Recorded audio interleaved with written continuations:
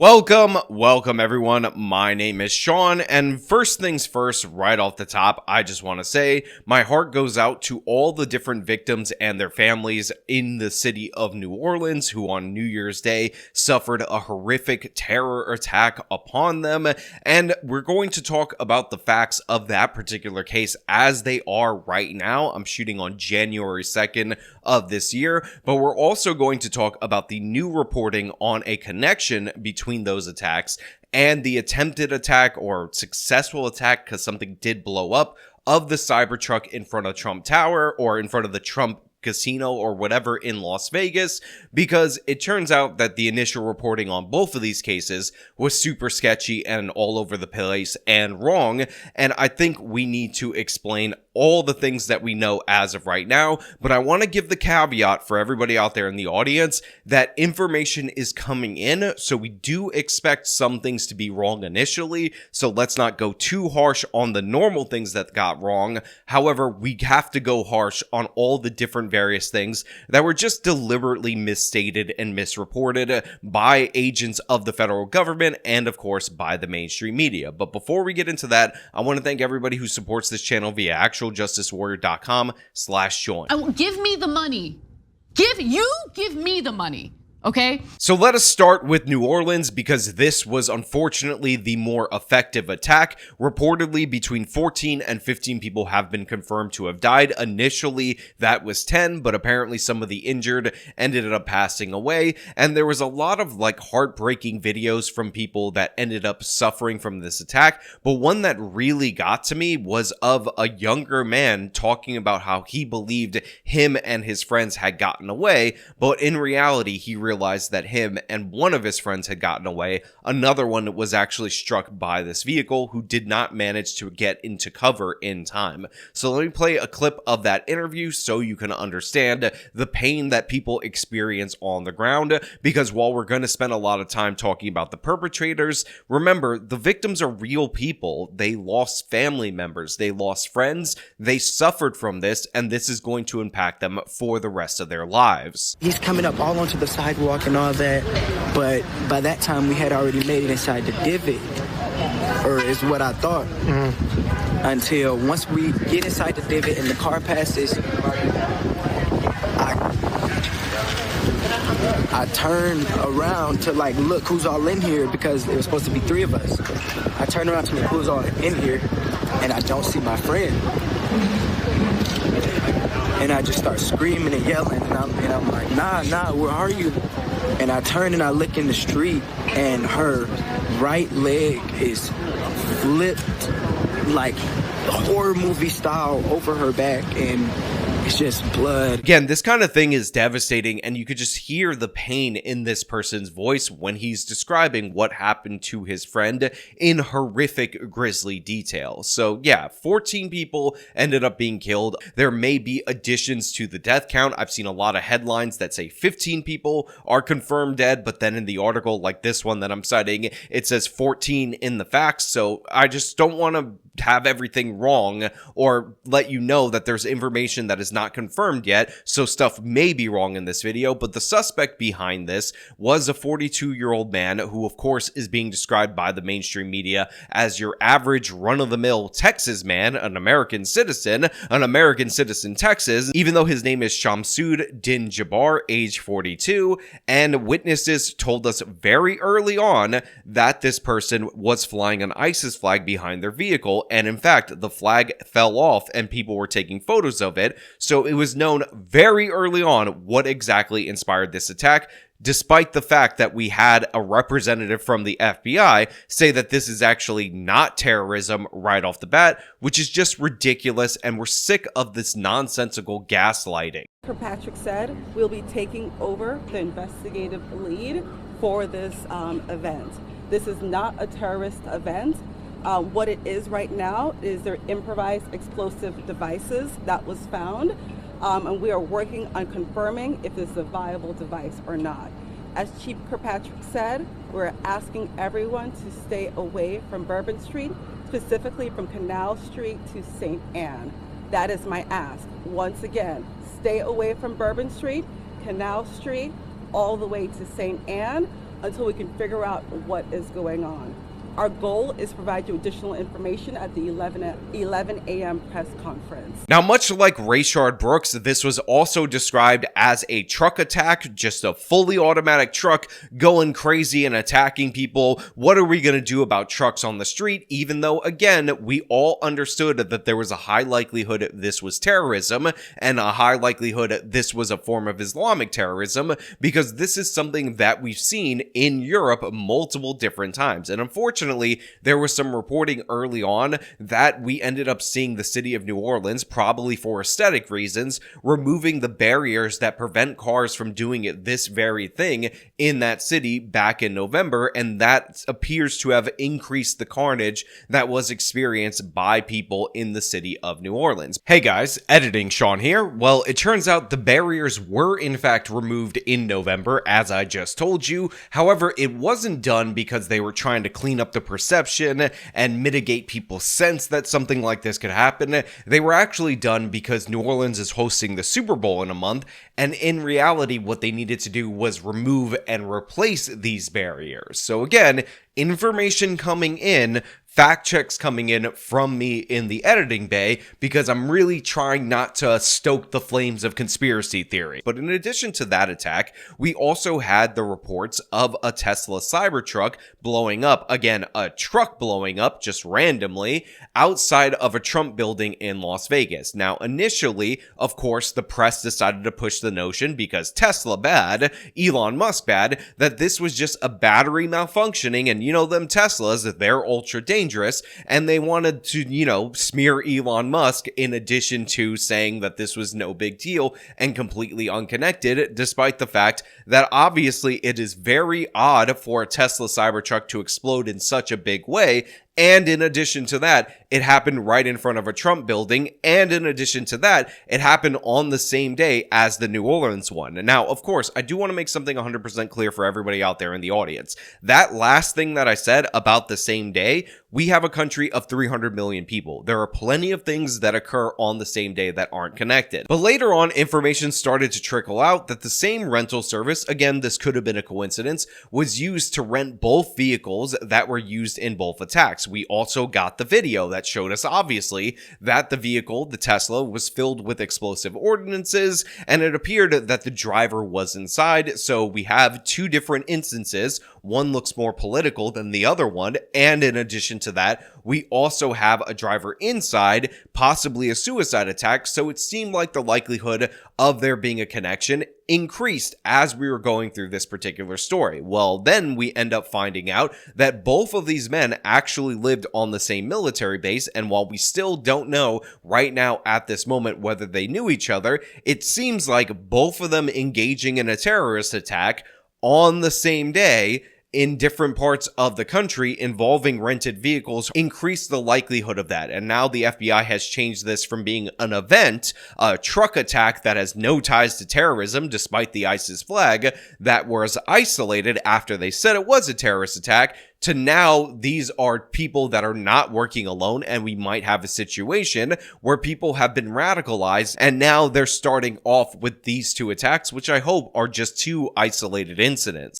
New this morning, investigators say a man with ties to Colorado Springs was behind the wheel when that Tesla Cybertruck exploded outside the Trump Hotel in Las Vegas. Matthew Livelsberger was killed in that blast. 7 other people were hurt. Overnight, federal investigators were searching a home in the Springs tied to the suspect. We are also learning about connections between Livelsberger and the man accused of driving down Bourbon Street in New Orleans, purposely hitting people and firing shots into the crowd. Both men were Army veterans, and sources tell Denver 7 investigates that both men served at the same military base at some point.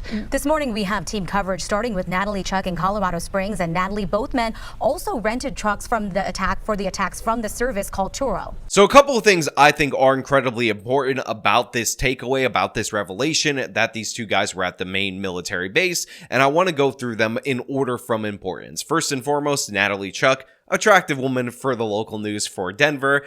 That's right. Good morning, Nicole and Anusha. Right now, we are coming off of a pretty uneventful evening here at what is believed to be the apartment complex belonging to that driver. I know, you guys get mad when I do that, but we're just having fun a little bit with a dark story. But in this particular instance, I do want to point out the one that they're covering with the Colorado man who ended up being in the Tesla that blew himself up. It turns out he took his own life, and it appears that all the different media outlets that were talking about the Tesla is just blowing up and being inherently dangerous. In reality, the Tesla Cybertruck appears to have shielded most of the outside people from the blast, and that's why we're hearing reports of injuries, and those injuries could be as minimal as some ear pain in association with the explosion, like the sound of the explosion. So in that particular case, the car that was rented that was meant to be detonated in front of the Trump Vegas building likely ended up being the undoing of that particular person. And when you really think about it, had the vehicles been reversed and the pickup truck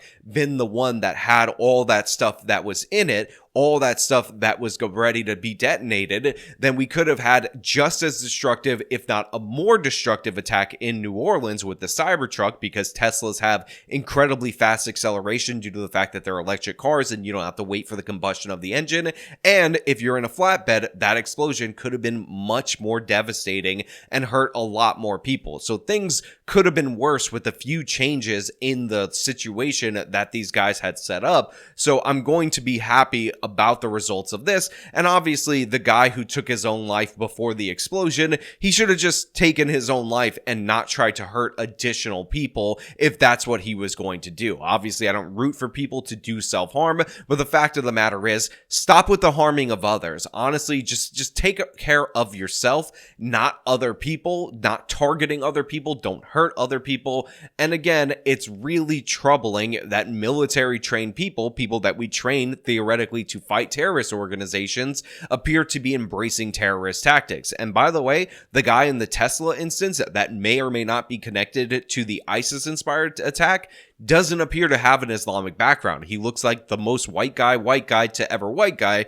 which also is very troubling if we're talking about even these people getting radicalized by ISIS propaganda. Of the Cybertruck that exploded in Las Vegas, but now we are seeing some activity. We were all just asked to leave the area and move down the hill a couple of blocks. You can see law enforcement behind me actively blocking off Autumn Knoll Drive right behind us. A couple of blocks up and to the left is where that complex is that they are looking at. Originally, law enforcement just had a single set of units blocked off, but now, as you can see, it is that whole entire neighborhood. People are beginning to wake up as the sun starts to come up, people walking their dogs, and this is what they are waking up to on the second day of 2025. Now, I want to give you a look at how far that Cybertruck traveled. One possible route from the address here in Colorado Springs to the Trump Hotel in Las Vegas can be seen on your screen.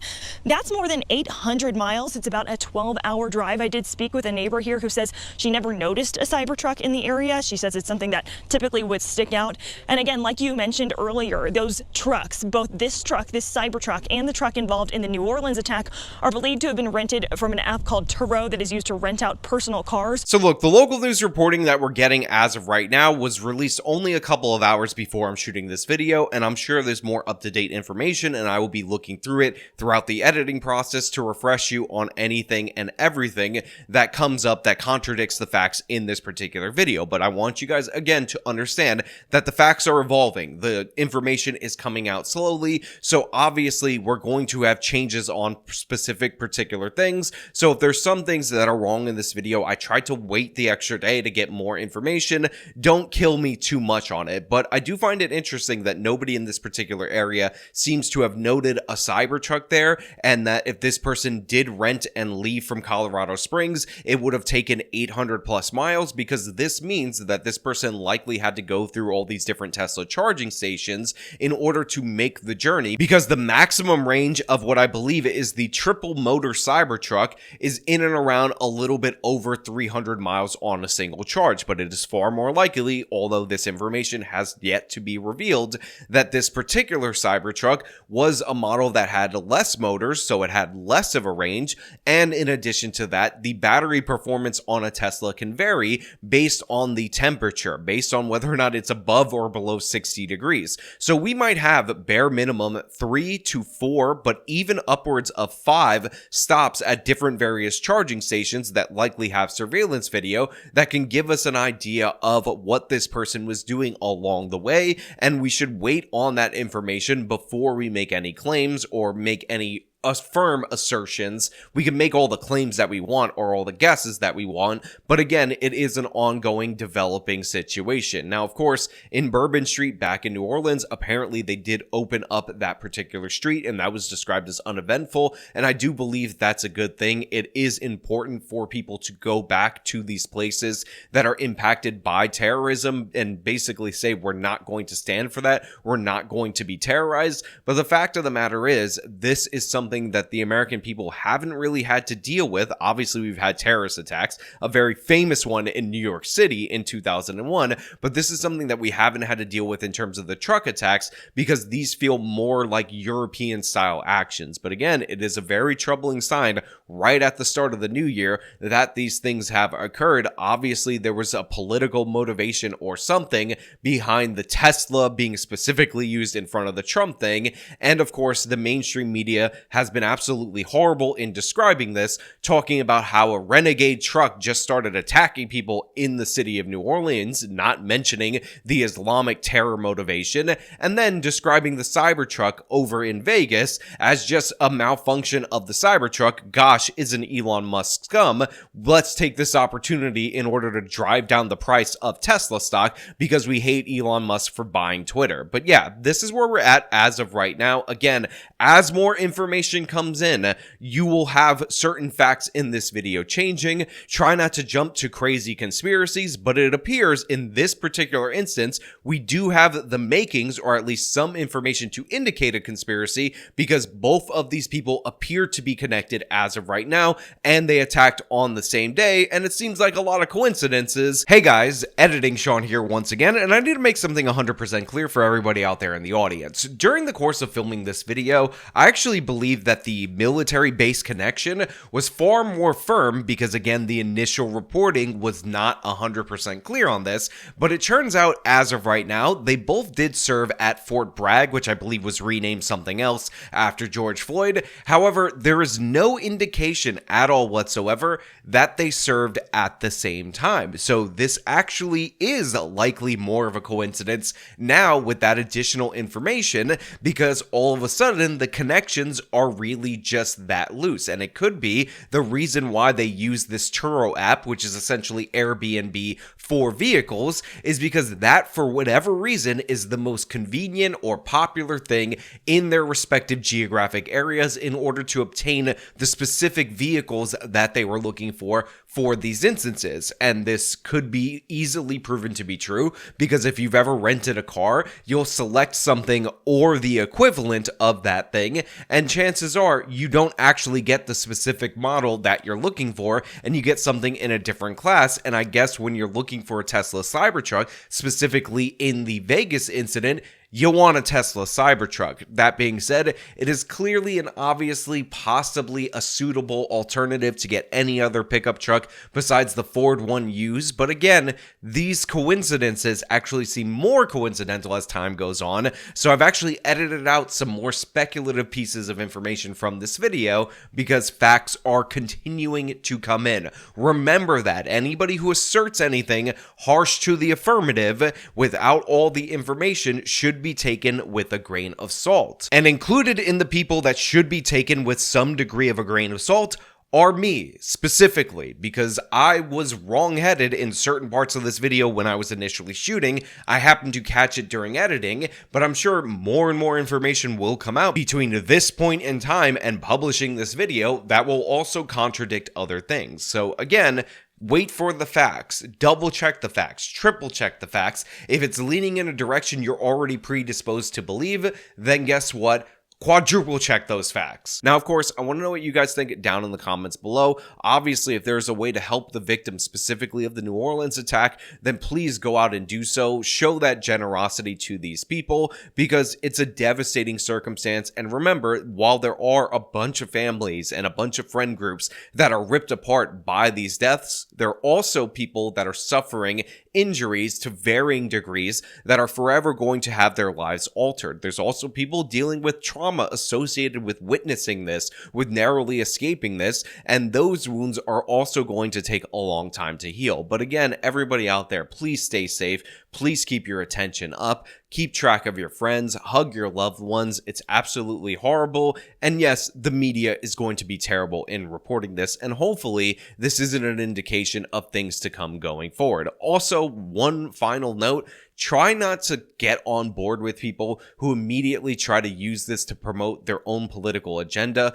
I saw Candace Owens talking about how this was going to be used in order to attack Iran or whatever. And in reality, obviously, Iran is an enemy nation to the United States of America. And there are people who have been pushing war with Iran for a very long time. But there's also a bunch of people in the media that never get held accountable. And I'm using Candace as an example, but honestly, this goes back 20 years. For saying that this instance is going to lead to war with Iran and they're just trying to drag us there. But in reality, they've been wrong for nearly 25 years. Again, people have been calling war with Iran for a quarter of a century, been wrong each and every time, and there's no consequences for that. So please cut the dramatics, cut the ridiculousness. Let's focus on the victims. Let's focus on the actual issues with this attack. And remember, for those of you who are unaware, ISIS is a Sunni terror organization and Iran is Shia. So nobody's making this connection except for idiots online that are trying to gin up the conspiracy notions in order to generate more clicks. And to me,